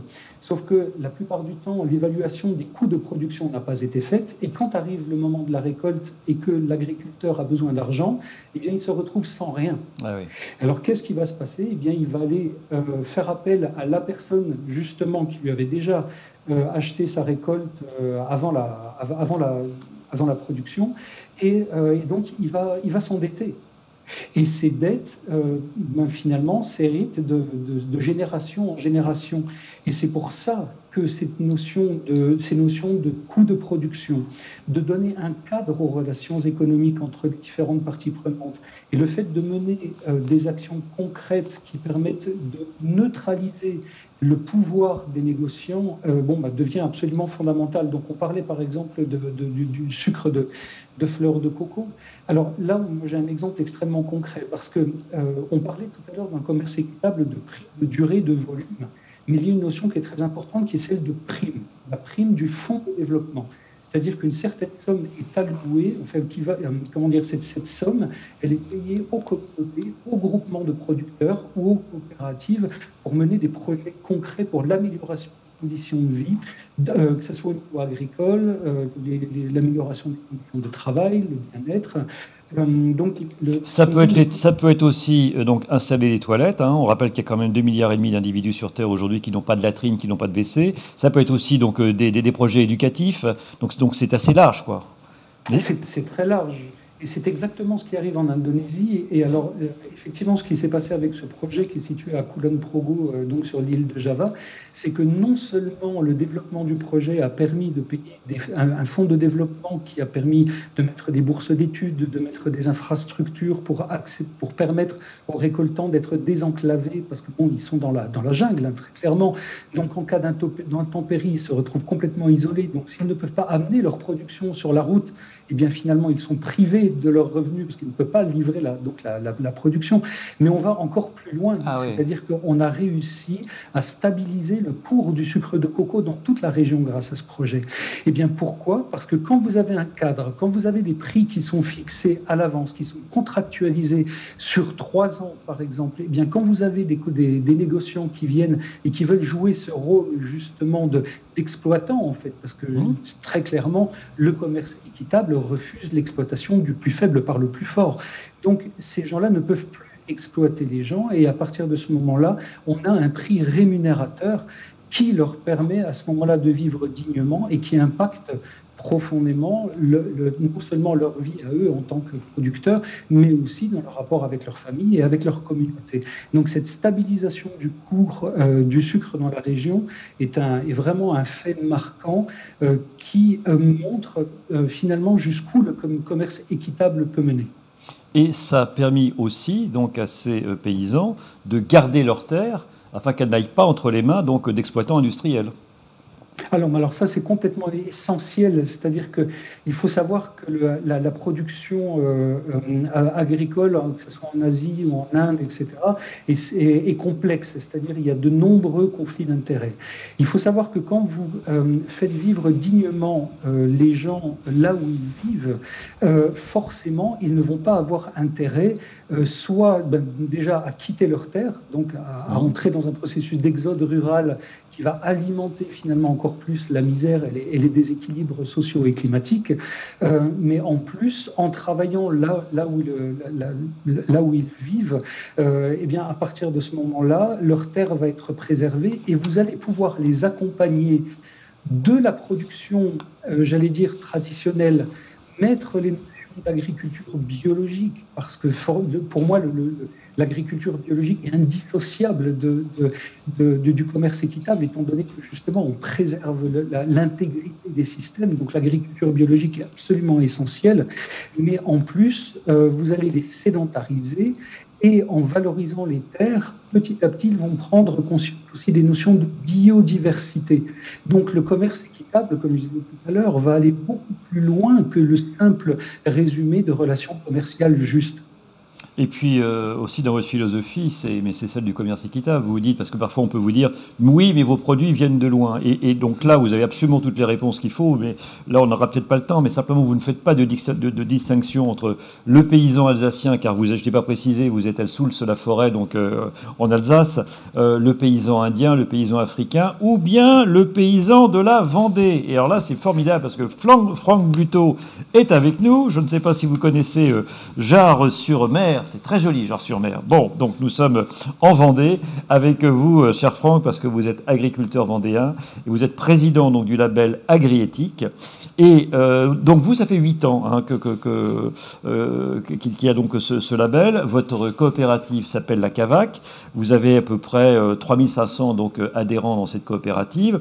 Tout le monde n'est pas bio, loin de là, puisque c'est à peu près, le bio, c'est 13% quand même du chiffre d'affaires, ce qui n'est pas neutre. Hein. 13% du chiffre d'affaires dans une COP, c'est quand même extrêmement important. Il y a 20% de grandes cultures qui sont en bio. Donc sur les 3500 actifs, vous en avez 450 à peu près qui sont en bio. Et alors là, on est dans ce rapport nord-nord. Et c'est vrai que le commerce éthique, le commerce équitable, et éthique aussi, a donc explosé avec donc ce commerce nord-nord. Vous, en fait, vous en faisiez un peu sans le savoir quand vous avez commencé. Vous êtes en bio depuis 1998. Et puis, l'idée, c'était quand même d'avoir du débouché local. Donc, racontez-nous, puis après, racontez-nous comment la contractualisation est rentrée dans l'affaire. Ouais. Bonsoir. Donc, effectivement, énormément de questions. Ça fait 1 heure que je vous écoute. C'est vrai que j'ai plein de choses que j'ai envie de dire. Je ne suis pas certain de tout retrouver et tout remettre dans l'ordre. Donc, nous, effectivement, tout simplement agriculteurs donc, voilà, en Vendée, dans une coopérative classique polyculture-élevage. Et on a commencé donc ce qu'on appelait des contrats durables, c'est-à-dire des contrats parce qu'à un moment donné, avec les prix sur le cours du blé, en l'occurrence le cours du blé qui faisait le yo-yo avec des très hauts puis des très bas, on s'est rendu compte avec nos partenaires transformateurs et clients, les meuniers et les boulangers, qu'eux aussi ils avaient le même souci que nous. À un moment donné, ils achetaient le blé pour faire leur farine au mauvais moment parce que le blé était trop cher. Nous, agriculteurs, on avait le sentiment que quand on réussissait à vendre le blé, il avait déjà baissé d'un prix trop important. Enfin, bref, on voyait qu'on n'était jamais en phase, ni nous, agriculteurs, ni eux, utilisateurs et transformateurs. Donc, l'idée toute simple est partie de se dire faut qu'on arrive à solutionner ça, à proposer un autre modèle. En fait, on a fait des contrats pluriannuels, on a appelé ça, entre eux et nous, et chose totalement inédite pour nous agriculteurs, c'est que pour une fois on s'engageait sur un volume. Ah oui. Chose qu'on n'a jamais fait en agriculture. En agriculture, c'est moi agriculteur qui décide combien d'hectares de blé je fais, combien d'hectares de lentilles je fais. C'est moi qui décide de mon assolement. Et je dis à personne à aucun moment, cette année, je vais avoir 30 tonnes de blé à vendre, je vais avoir 100 tonnes de blé à vendre, je vais avoir tant de litres de lait à vendre. Voilà. Ça, c'est des choses qui n'existent pas en agriculture classique. Et là, le fait de se trouver à s'engager, moi, agriculteur, avec un contrat à la clé qui, effectivement, m'offrait un prix quand même fixe à 3 ans, voire à 5 ans pour certains produits, j'avais une contrepartie, c'était qu'il fallait que j'engage sur un volume. Et là, c'est vrai que on n'a jamais été habitué à ce fonctionnement-là en agriculture. Donc c'est de là qu'en fait est partie un petit peu notre chose assez disparate. Effectivement, comme Denis vous l'avez dit, nous à la coopérative on a commencé le bio en 98, donc voilà, il y a quand même un temps certain. Et c'est vrai que donc, moi, je n'y étais pas encore à l'époque, parce que moi, c'est 2009 que je suis en bio. Et à cette époque-ci, mes prédécesseurs, voilà, qui étaient précurseurs sur cette conversion en bio, se sont dit, si on convertit en bio, c'est qu'on y croit, c'est qu'on voit qu'il y a un autre mode de production, il y a un autre mode de commercialisation à faire. Mais il est hors de question qu'on reproduise ce qu'on connaît en conventionnel, c'est-à-dire ne pas savoir les prix auxquels on serait payé et ne pas savoir quel revenu on pourrait attendre en fin d'année. Et donc, c'est à ce moment-là, quand on a commencé la bio de la coopérative, on s'est dit qu'il faut qu'on propose des contrats, justement, qui étaient des contrats à 5 ans, même, sur certaines espèces, avec un prix. Là, on n'engageait pas de volume parce que c'était compliqué. Le seul engagement qu'on avait en termes de volume, c'était qu'on engageait la totalité de notre surface à l'apport à la coopérative. Et en fait, voilà, on a travaillé comme ça de nombreuses années en bio, puis en conventionnel avec le contrat durable que je vous ai expliqué. Et à un moment donné, c'est vrai que dans les années 2011-2012, on s'est rendu compte que c'était très semblable du commerce équitable Nord-Sud qu'on connaissait. Je me souviens, même moi, je me disais, c'est bien beau le commerce équitable Nord-Sud, mais nous, on est quand même dans la mouise nombre de fois. On s'était dit, ce serait quand même intelligent aussi qu'on arrive à faire du commerce, voilà, des choses comme ça en Nord-Nord, quoi. Enfin, en Nord-Nord, oui, en produits français. Et voilà, c'est de là qu'on s'est rendu compte qu'en fait, on était quasiment, qu'on répondait aux normes du commerce équitable. Et voilà, c'est de là le processus s'est avancé. Et donc, on a officialisé notre label Agri-Éthique, commerce équitable Nord-Nord, en 2013. Voilà. Donc, il y a 8 ans aujourd'hui que Agri-Éthique France existe, qui a un petit peu évolué, mais enfin qui est resté comme tel. Et, voilà. Et donc, on est bien sur des contrats, nous aussi, à 3 ans, avec des volumes engagés, et donc un prix aussi engagé à 3 ans. Alors, Franck, qu'est-ce que vous apporte vraiment, très concrètement, vous avez commencé à le dire, mais l'apport du label donc Agri-Éthique, est-ce que ça a été aussi, j'ai presque dire, une espèce de pompe aspirante pour l'agroécologie? Est-ce que ça a pu booster donc aussi d'autres collègues? Oui, tout à fait, hein, tout à fait. C'est ce que vous avez cité tout à l'heure, effectivement, à la coopérative. Aujourd'hui, on arrive quasiment à 20% des surfaces en grande culture qui sont en bio. C'est vrai, à l'échelle française, c'est très, très important. Dans certaines espèces de produits, je pense aux légumes secs, les légumineuses, la lentille, on est en Vendée, on fait du lingot, que chez nous on appelle de la mojette, hein, quand même. Oui. La mojette de Vendée. Dans ces espèces-là, on a quasiment 50% de la solde mojette qui se fait dans la coopérative qui sont en bio. Donc aujourd'hui, c'est vrai, on est à 5 000 ou 6 000 hectares de bio 2013-2014. Aujourd'hui, on arrive à 30 000 hectares en bio.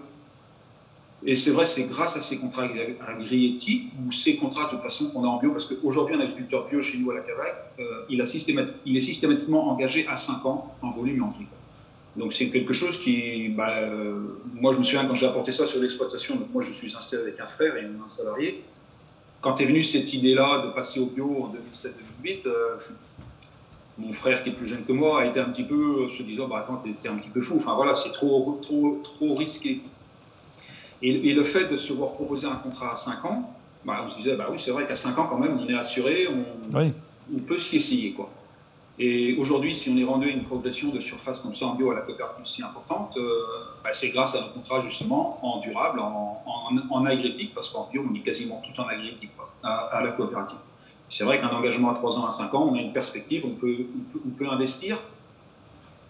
On peut, parce que je vous apprends rien, mais le bio, c'est quand même un changement fondamental en agriculture. Moi, à mon époque, on n'a jamais appris le bio en école en agriculture. On n'a appris que le conventionnel. Voilà, mais j'ai plein de collègues aujourd'hui. Tous les ans, par exemple, pour illustrer, tous les ans, on fait une journée qu'on appelle notre rallye bio. C'est une journée, au mois de juin, on fait ça, au beau jour. 2020, on n'a pas pu le faire. 2021, j'espère qu'on va le faire, le 13 juin. Si vous voulez, c'est un rendez-vous en plein champ. On montre plusieurs essais de culture et on discute entre nous, agriculteurs bio. Et on invite évidemment tous les collègues conventionnels aussi qui souhaitent venir. Bien sûr. Et c'est vrai que depuis 3 ans ou 4 ans, on a énormément de collègues conventionnels qui viennent. Et c'est vrai qu'on a une conversion très très forte. Et à un moment donné, si on met la barre trop haute, trop vite, et vous l'avez évoqué, mes prédécesseurs aussi ont évoqué ça, à un moment donné, en agriculture, on est prêt à faire plein de choses, parce qu'on n'est pas plus obtus que les autres, seulement, mais à un moment donné, c'est le manque de moyens, quoi. Et s'engager sur une conversion en agriculture biologique est quand même quelque chose, je vous l'ai dit, un tournant important. Si à la clé, on n'a pas une assurance de perspective, quoi, de prix, de perspective. Vous abordiez tout à l'heure aussi l'aspect prix, communiquer sur un prix du blé, un prix du lait, un prix du cochon, etc. Moi, un prix, ça ne m'intéresse pas. Ce qui me parle, ce qui m'intéresse, c'est le revenu. Parce que le revenu, c'est le multiplicateur d'un prix avec un volume. Si on ne parle que d'un prix, mais que je n'ai pas de volume en face, ça ne me sert à rien. Donc, c'est là-dessus qu'on joue, et le commerce équitable nous sert à ça, et AgriEthics, le label, en fait, il nous sert à ça. Il sert à certifier que le prix que l'on contractualise, parce que moi, à ma coopérative, on contractualise en AgriEthics, et on a plein d'autres coopératives dans toute la France. Aujourd'hui, je crois qu'il y a 17 coopératives qui travaillent sur AgriEthics. Chaque coopérative contractualise avec un prix qui définit le prix du blé qu'on fait nous à la Cavac en AgriEthics. Ce n'est pas spécialement le même prix que le prix du blé qui se fait dans l'Est de la France ou à Paris. Et ça, c'est très important parce que le coût de production, si vous me dites que le coût de production en conventionnel, le blé, c'est à 180 € tonne, ça peut être vrai pour chez nous, mais dans le nord de la France, ce n'est pas spécialement le bon prix. Dans le sud-est de la France, 180 €, ce n'est pas assez. Donc voilà, c'est pour ça qu'il ne faut pas parler que de prix en agriculture, il faut parler prix et volume, donc il faut parler de revenus agricoles. Comme c'est vrai, ce que Pierre-Alexandre vient d'expliquer, comme c'est vrai avec les producteurs au sud. Non, mais c'est ça qui est formidable, c'est que l'on voit très bien, que l'on soit donc à quelques fuseaux horaires de là, chez vous, donc en Vendée, ou bien donc ailleurs, que ce sont les mêmes problématiques. Évidemment que ce n'est pas les mêmes niveaux de vie, mais peu importe, ce sont de toute façon les mêmes problématiques.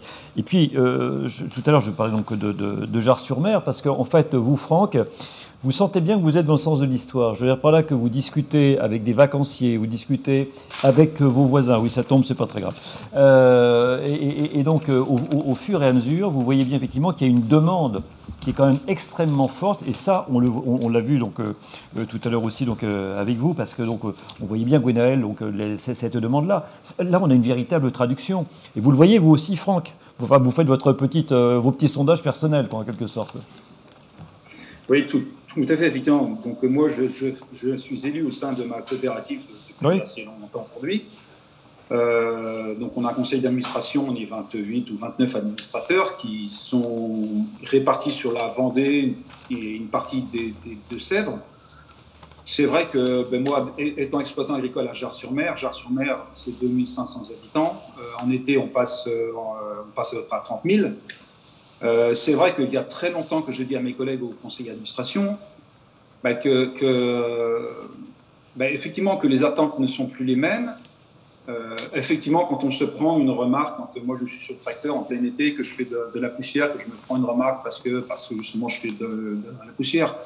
Quand je roule sur la route avec un plateau à paille et que les gens me suivent à 30 à l'heure et puis qu'ils n'arrivent pas à me doubler, quand ils me doublent, j'ai le droit au bras d'honneur, j'ai le droit à plein de choses. Donc effectivement, je sens bien que les gens... Ça s'appelle la France, ça, c'est normal. Hein, vous inquiétez pas. Oui. Ça se passe pas forcément... En Suisse, pas du tout. Ils sont pas comme ça. Mais chez nous, en France, voilà. C'est bon, enfin, il y a encore un petit peu de pédagogie à faire. À un moment donné, il y a longtemps que j'ai perçu que j'avais beau produire du mieux que je le faisais en conventionnel, faire attention aux pratiques, faire attention à un tas de choses. À un moment donné, j'ai compris que moi, si je voulais rester agriculteur à Jars-sur-Mer et être perçu comme un citoyen dans le temps, un citoyen à l'écoute, un citoyen dans mon époque, il fallait que certaines de mes pratiques, que je les change et je les ai évoluées. Alors, le passage au bio chez nous en a été une, effectivement. C'est vrai qu'on a apporté un autre regard, mais au-delà de ça, j'ai énormément de collègues encore en conventionnel. Je pense qu'on avance ensemble tous. Et j'ai énormément de choses que mes collègues font encore, qui me servent encore à moi aujourd'hui. Et vice-versa, j'ai des choses aussi, des pratiques que je fais moi spécifiquement en bio, que mes collègues en conventionnel justement viennent me voir et me demandent et m'interrogent. Et je le rappelle, hein, enfin je le répète du moins, c'est pas en nous opposant, même nous en agriculture, c'est pas en nous opposant qu'on avancera, c'est vraiment en nous entraînant entre nous, on crée une symbiose et on est un moteur, quoi. Et voilà, c'est ce que je défends, c'est ce que je pense.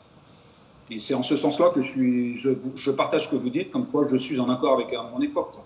Je pense qu'il faut qu'on voit la chose comme ça, voilà. Mais c'est pas vrai qu'en agriculture. J'ai plein de choses en tête. Un boulanger à Jars-sur-Mer, il ne doit pas être le même que le boulanger justement dans la Creuse.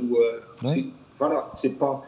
Si on ne s'adapte pas dans la profession qu'on est à son milieu de vie, ou à son époque, où on loupe un truc. Non mais c'est formidable parce que là, effectivement, vous parlez d'exemplarité. On marche tous à ça. Hein. C'est je fais parce que tu fais parce que nous faisons. Si vous faites de la morale, ça ne sert strictement à rien, ça ne marche pas. Donc il faut effectivement des exemples, et c'est ce que l'on souhaite aussi dans cette soirée, c'est vous donner donc des exemples. Ça marche pour Pierre-Alexandre Hubert, mais ça ne marche pas que pour lui. Ça marche parce qu'effectivement, derrière, il y a des paysans qui s'y retrouvent, qui ne mettent pas leur terre en l'air, donc qui font aussi de l'agroécologie à 15 000 km de chez nous. Et donc c'est pareil aussi du côté de Jars-sur-Mer, et donc vous continuez les uns et les autres. Donc ça, c'est quand même tout à fait enthousiasmant. Peut-être très vite, parce que là ça va nous amener à ces récits dont on a absolument besoin, les uns et les autres. Mais peut-être très vite, tout à l'heure, Pierre-Alexandre, je vous posais la question, j'avais commencé, parce que vous avez encore des gens qui vont vous dire, mais alors vous êtes sympathique avec votre commerce équitable, bio, etc. et tout, mais vos produits, ils viennent de très très loin. Alors là, on est comme d'habitude sur le climat qui cache la forêt, parce que c'est peut-être pas aussi réducteur que ça. Qu'est-ce que vous leur répondez donc à cela ? Non, Denis, c'est pas aussi réducteur que ça. Je pense qu'il est très important de rappeler que la solidarité paysanne nord-sud est une valeur essentielle du commerce équitable et de l'agriculture biologique.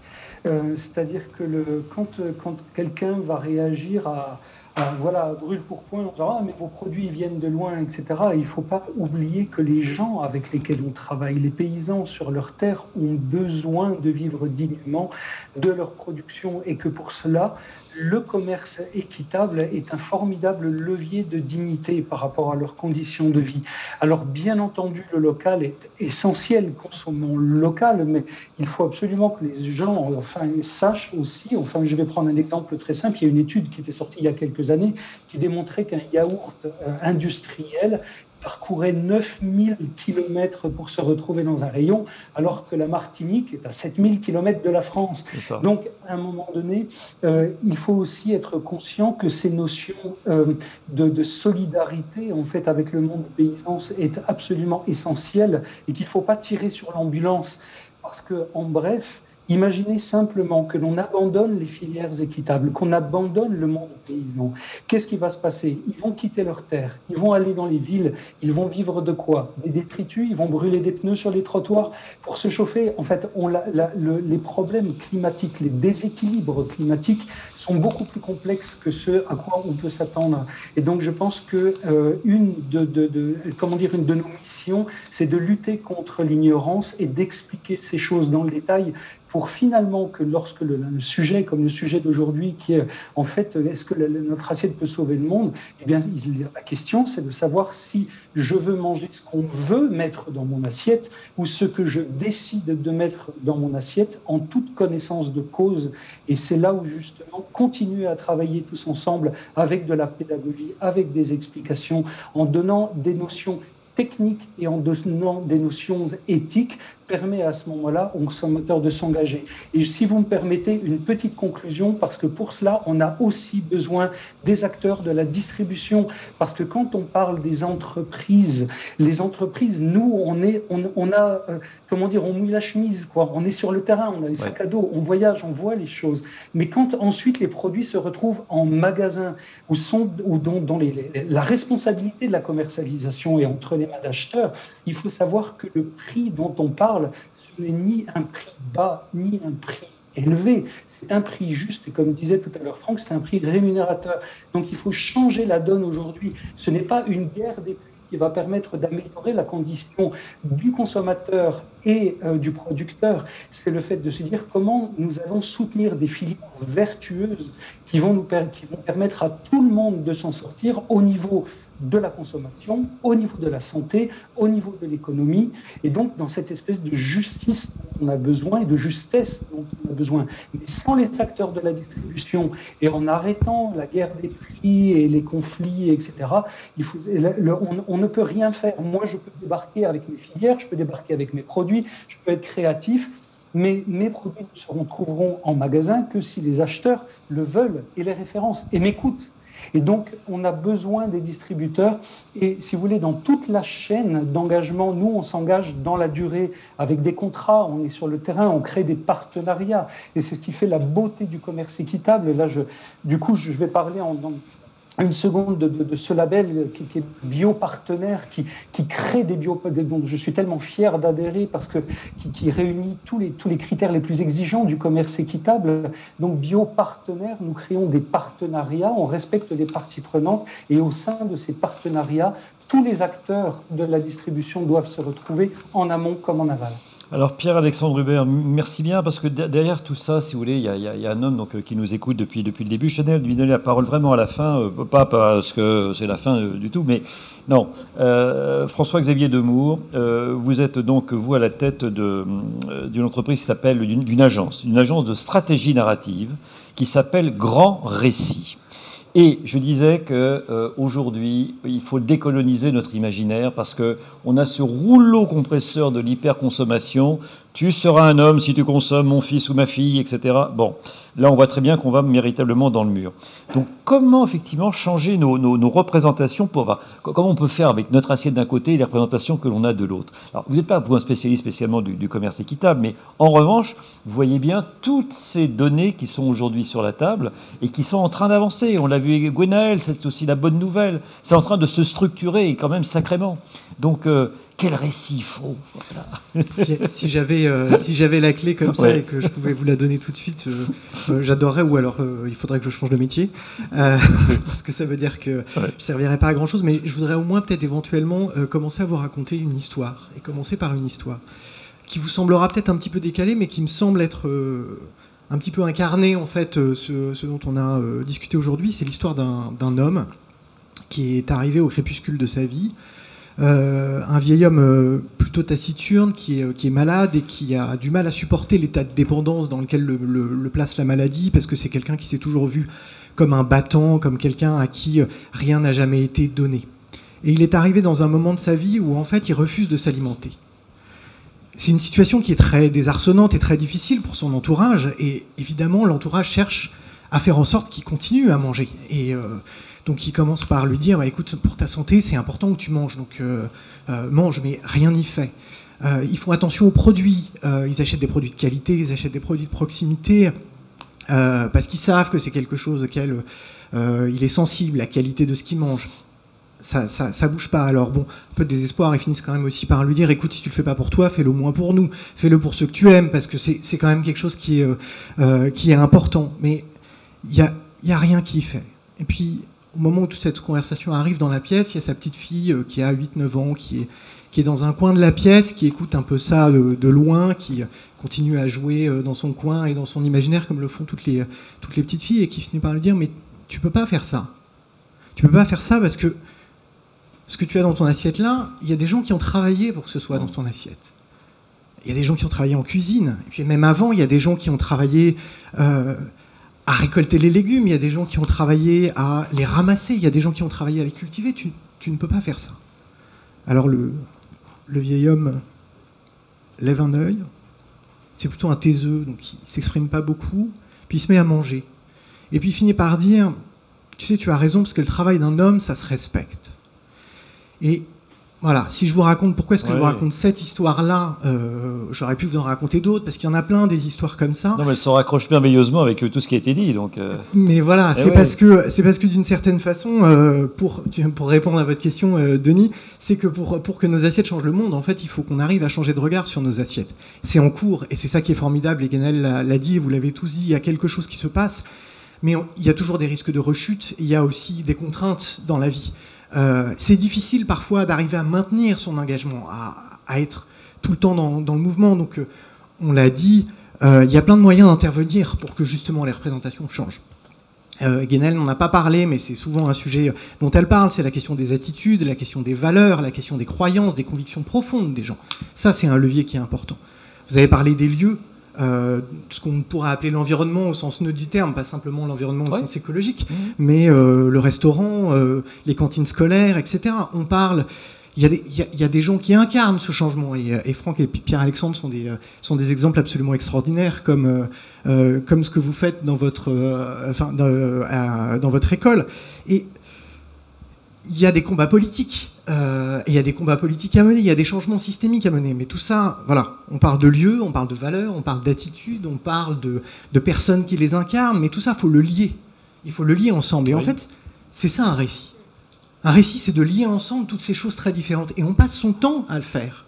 On est en fait des animaux narratifs. C'est-à-dire que c'est notre manière un petit peu d'aborder le sujet. Et donc, en fait, voilà, pour au moins vous dire quel est notre job à nous, c'est justement d'essayer un petit peu de faire un grand récit, de comprendre la façon dont les gens se racontent justement les problèmes, les défis à relever. Comprendre les histoires qui les font vivre, celles qui leur donnent envie de se lever le matin, comprendre aussi les obstacles sur lesquels ils butent et la manière dont ils le racontent. Et vous n'imaginez pas à quel point, en fait, une bonne histoire, une histoire qui nous touche, une histoire qui va nous engager, c'est une histoire de dilemme, c'est une histoire de conflit, c'est une histoire de transformation intérieure, c'est une histoire de conversion d'une certaine façon. Et d'ailleurs, c'est un petit point dans ce que vous avez dit à un moment qui m'a fait un peu tiquer. Vous avez dit les jeunes, les gens veulent de la cohérence, ils aiment la cohérence. En fait, en réalité, on est tous plus ou moins assez incohérents. Ouais. C'est-à-dire qu'on est tous très contradictoires et on lutte avec nos propres incohérences, avec nos propres contradictions. Oui. Et la vie est faite d'incohérences. Ouais. Et en fait, c'est ça qu'on a envie d'entendre. Parce que c'est beaucoup plus facile de se projeter dans une histoire où vous voyez des gens qui doutent.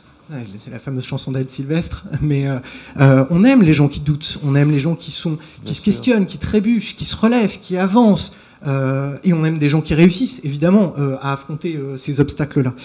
Voilà. C'est-à-dire qu'on est tous, si vous voulez, ce qui est intéressant justement chez l'humain, c'est le pas de côté, c'est d'être dans les 4 carreaux de la marge et pas forcément dans la page principale. Mais effectivement, quand on parlait de cohérence, c'est que on a les discours d'un côté. Amandine l'a très très bien pointé aussi. Donc on a des discours qui sont d'un côté. Quand on parle de développement durable, aujourd'hui, c'est un oxymore, quoi. Bon, parce que les gens retiennent que le mot développement. Voilà, alors je ne parle pas vous qui êtes plus éclairé, en tout cas dans ce domaine-là, mais aujourd'hui c'est ça. Mais pour autant, demain, effectivement, on va peut-être essayer d'y arriver. Mais au contraire, soyez merveilleusement fous et parfois donc merveilleusement incohérents. Ce que j'entends aussi, c'est que à chaque fois, donc, c'est une histoire humaine. C'était le cas ce soir qui nous importe ici autour de la table et ce que nous avons entendu. C'est pas forcément les grands chiffres, parce que c'est-à-dire que si on vous dit, là tout à l'heure je vous disais, 2,5 milliards de personnes qui n'ont pas de latrine, ouais, ok, mais ça ne fait pas forcément bouger les gens. En revanche, si on raconte une histoire humaine, si on raconte l'histoire d'une famille, là, ça peut changer notre regard. C'est même assez essentiel, c'est-à-dire que vous pouvez avoir l'analyse systémique la plus fine, qui soit la plus intelligente, qui soit la plus précise, avec les chiffres les plus précis, les bons leviers financiers, les bonnes normes, vous pouvez les penser. Si vous n'arrivez pas à avoir l'histoire qui fait le job, ça ne marchera pas. Et les histoires qui fonctionnent sont des histoires qui sont justement incarnées. Pourquoi est-ce que c'est important ? C'est parce qu'en fait, on se projette plus facilement dans une situation de vie, c'est-à-dire dans quelque chose qui résonne avec ce qu'on peut éprouver. Si je vous donne un imaginaire qui est à 1000 lieues de ce que vous vivez, c'est très difficile de vous projeter dedans. Et ça, c'est un combat pour lequel, j'imagine, chez Artisans du Monde, où vous êtes confrontés. C'est-à-dire quand on parle de choses qui se passent très loin, c'est ça qui est souvent très difficile. C'est que les gens ont du mal à se projeter dans la situation de vie d'un paysan indien. En revanche, s'ils ont effectivement des problèmes les mêmes problèmes qu'un paysan français, c'est évidemment beaucoup plus facile parce qu'on trouve des points avec lesquels on peut se trouver en résonance. Et ça, c'est un des points absolument essentiels d'un bon récit. Les 3 autres points qui me semblent importants, et c'est un peu des éléments un peu clés, mais c'est qu'il faut que le récit il soit compréhensible. C'est idiot, mais très souvent, dans la langue qu'on parle, plus on est spécialiste d'un sujet, plus on est engagé dans un sujet, plus parfois, en fait, l'histoire qu'on raconte est une histoire qui a du mal, tout simplement, à être comprise par un public. Donc être compréhensible. Parce que les gens jargonnent, parce que les gens jargonnent, oui. parce que les enchaînements, en fait, plus exactement, les réflexes qu'on peut avoir dans la manière d'enchaîner des idées sont pas du tout des réflexes que tout le monde peut avoir. Et ça, c'est le plus difficile aussi, c'est-à-dire votre manière de réfléchir n'est pas toujours celle du voisin. Et plus on est spécialiste d'un sujet, plus on a du mal à réfléchir en fait comme une personne normale. Et ça, c'est un vrai défi. L'autre élément, c'est évidemment qu'il faut qu'un récit touche. Et donc vous parlez d'incarnation, Denis, c'est exactement ça. C'est-à-dire que si ça tape pas dans les tripes, aucun de vous autour de cette table ne s'est engagé dans ce qu'il fait uniquement parce qu'il a lu ou les rapports du GIEC ou une série de papiers scientifiques. Il en a lu, et heureusement qu'il en a lu. Mais il y a un moment où c'est parce que c'est un combat qu'il a pris aux tripes. Myriam, vous l'évoquez, voilà, c'est un combat depuis 10 ans dans l'associatif, etc., etc. Il faut des tripes. Et puis la dernière chose qui est importante, c'est évidemment que pour que le récit puisse être assimilé, il faut qu'il puisse aussi entrer en résonance avec le système de valeurs des gens qu'on veut toucher. Et ça, c'est aussi très très important, c'est-à-dire comprendre que en fait, nos propres intuitions peuvent nous conduire en erreur. C'est-à-dire ce qui marche pour soi, ce qui va nous toucher en matière d'engagement moral, en matière de vision du monde, eh ben, c'est pas toujours ce qui va toucher le voisin. Et alors là, après, la question se pose, qu'il faut se poser, c'est est-ce qu'il faut bien penser pour faire les choses, ou est-ce que finalement, en fait, il faut arrêter de demander aux gens d'être des bons penseurs et dire non mais rien ne va parce qu'en fait vous pensez pas bien, parce que vous êtes machin ou parce que vous êtes truc, mais que ce qui vous intéresse, c'est qu'il y ait un déclenchement, un changement de comportement qui éventuellement après pourra faire bouger la manière de penser. L'agence de stratégie narrative, donc Grand Récit, François-Xavier Demour, merci à vous. Donc c'est pour ça qu'on souhaitait un peu boucler cette affaire-là. Un petit mot peut-être Julie quand même, notre déléguée donc générale pour cette quinzaine du commerce équitable. Alors deux, trois petits mots. Grand merci pour ce témoignage très éclairant. Alors, commerce équitable Nord-Nord, juste je précise à ceux qui ne connaissent pas, c'est pas entre Dunkerque et Lille. Oui, c'est ça, vous avez bien de le préciser. C'est commerce, nous, on parle de commerce équitable Origine France. Oui. Je voudrais rendre aussi un petit hommage au label de commerce équitable dont on a assez peu parlé aujourd'hui. On a parlé d'agri-éthique, on a parlé de biopartenaires. Je me permets de citer les autres parce que sinon je vais me faire taper sur les doigts. Donc dans le désordre, on a la TES sur le tourisme, équitable et solidaire. Voilà. On a Max Havelaar France, on a WFTO, on a SPP qui est le symbole des producteurs paysans. On a Fair for Life qui est porté par EcoCert, biopartenaire dont on a entendu parler et bioéquitable en France. Ouais. Non, mais voilà, ça c'était pour les repères consommateurs en fait. Les uns et les autres vraiment comme des fous pour ça. Donc, oui, mais pas seulement, c'est aussi pour transformer sa consommation et passer au commerce équitable. J'espère qu'on en a convaincu 2 ou 3. Bon, il faut pouvoir repérer les labels. Donc voilà, maintenant je vous les ai cités. Ils sont en vert dans le. Voilà, ceux-là, j'espère qu'ils sont en vert. Oui. Normalement, ouais, ils sont quand même entre vert clair et vert foncé, on va dire. Non, et puis bon, voilà, plus sérieusement, je suis heureuse d'avoir partagé cette soirée avec vous. Je pense que ce qui nous caractérise dans le commerce équitable, c'est de prendre soin des liens qui nous unissent et cette envie de partager cette conviction et cette expérience aussi de terrain. Et en fait, ces liens, ils nous unissent de toute façon. Et donc nous, le message qu'on veut faire passer, c'est ne subissons pas ces liens, choisissons-les et prenons-en soin pour les uns, pour les autres et pour la planète. Je trouve ça formidable, chère Julie, donc prendre soin des liens qui nous unissent. Moi, ça me rappelle une très jolie phrase qui était celle d'Albert Jacquard, qui était un merveilleux scientifique et philosophe. Il disait « Tu es les liens que tu tisses ». Voilà. Je vous souhaite une excellente soirée. Voilà, continuez à être bon dans ce que vous êtes. Allez-y, ne faites surtout pas l'économie de ce que vous êtes. Et puis on avance. Et en tout cas, soleil sur vous tous. À bientôt.